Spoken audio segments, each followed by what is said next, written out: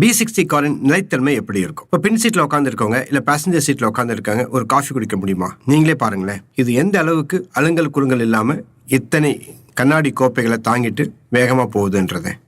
இதுல overhead display, அதாவது சாதாரண ஓவர்ஹெட் டிஸ்பிளே இல்ல, ஆகுமெண்டட் ஓவர்ஹெட் டிஸ்பிளே இருக்கு. அதாவது நம்ம கார் ஓட்டும் போது சாலையிலிருந்து கண்களை எடுக்காமலேயே கண்முன் தெரியும் மாயத்திரையில், அதாவது அந்த மாயத்திரையில நம்ம எத்தனை கிலோமீட்டர் வேகத்துல பயணித்துக் கொண்டிருக்கிறோம், இந்த சாலையில் அதிகபட்சமா எத்தனை கிலோமீட்டர் வேகத்துல பயணிக்கலாம், சோ இது போல தகவல்கள்லாம் அங்க நம்ம கண் முன்னால பளிச்சிடும். இது மட்டும் இல்ல, நேவிகேஷன், அதாவது எந்த பக்கம் திரும்பணும், எப்ப திரும்பணும் போன்ற தகவல்களும் இந்த மாயத்திரையில் நமக்கு வழிகாட்டும். பாதுகாப்பு அப்படின்னு பார்த்தோம்னு வச்சுங்களேன், இது மஹிந்திராவுடைய வாகனங்கள் எல்லாமே குளோபல் என்கேப்ல 5 லட்சத்துக்கு வாங்கிய கார்கள் நமக்கு தெரியும்.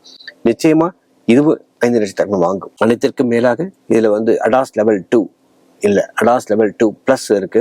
இதுல ஏராளமான பாதுகாப்பு அம்சங்கள் இருக்கு. இங்க டிரைவ் அசிஸ்ட் அப்படின்னு நம்ம தேர்ந்தெடுத்தோம்னா நம்ம எமர்ஜென்சி பிரேக்கிங் வேணுமா வேணாமா தேர்ந்தெடுத்து கொள்ள முடியும்.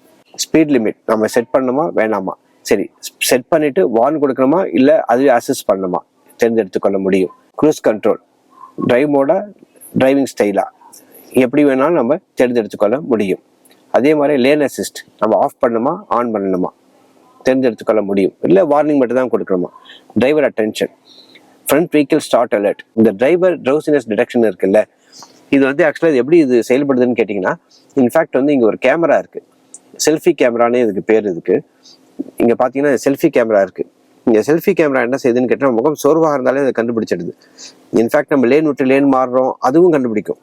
அதற்கு மேலாக நம்ம முகத்தை வைத்தே டிடெக்ட் பண்ணுதுன்றதான் இன்னொரு கூடுதலான ஒரு அட்ராக்ஷன் இந்த காரை பொறுத்த மட்டும்.